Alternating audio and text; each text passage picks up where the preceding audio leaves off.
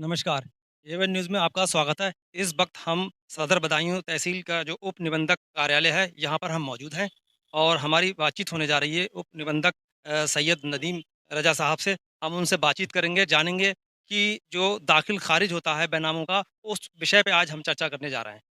तो क्या-क्या समस्याएँ आती हैं और किस तरीके से दाखिल-खारिज होता है? इन उसके नियम्स क्या हैं? कितने दिनों के अंदर ये दाखिल-खारिज हो जाता है?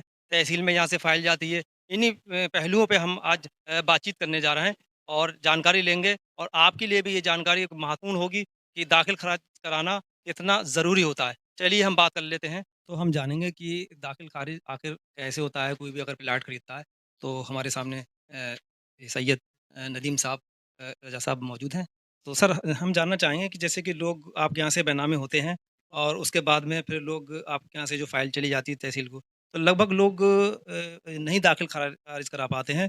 तो इससे क्या फ़ायदे होते हैं और क्या नुकसान है दाखिल ना कराने से और कराने से? देखिए, हमारे यहाँ से तो रजिस्ट्री के नेक्स्ट डे दाखिल-खारिज के लिए मतलब एक तहसील कॉपी होती है, वो चली जाती है तहसील को।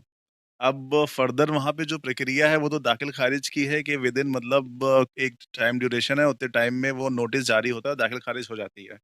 अब पार्टीज़ को इस बात का वेल अवेयर होते हैं, वो उनको पता होता है कि दाखिल-खारिज कराना है और यहाँ से एक तहसील को कॉपी भी जाती है। अब प्रावधान एक ऑनलाइन का भी है, जिससे मतलब तहसील में भी ऑनलाइन ये दिखता है कि डेटा यहाँ से जो बेनामे होते हैं, वो डेटा उनके पास अवेलेबल होता है।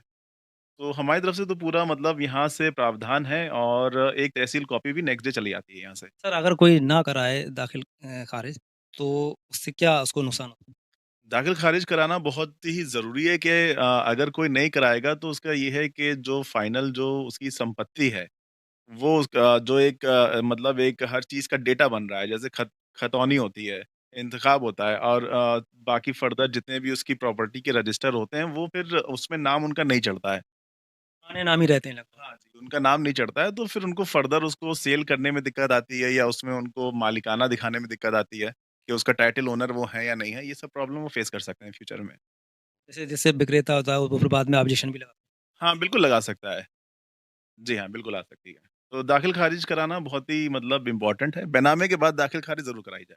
अच्छा सर एक चीज़ और पूछना चाहूँगा कि दाखिल खारिज जो है वो मकान के या प्लाट के यानी मकान के भी क्या होते हैं क्या? होते तो देखिए मकान के भी क्योंकि अब कॉन्सेप्ट आ गया है हर जगह जैसे गाँव में मकान है, तो गाँव मतलब अब तो कॉन्सेप्ट गवर्नमेंट की तरफ से घरौंदी भी बन रही है, आपने सुना होगा।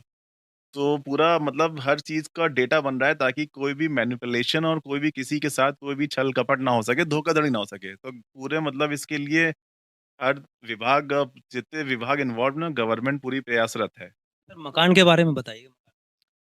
मकान तो देखिए ये होता है ना वो किसी प्लॉट पे होता है, वो प्लॉट वो किसी न किसी घाटे का अंश होता है।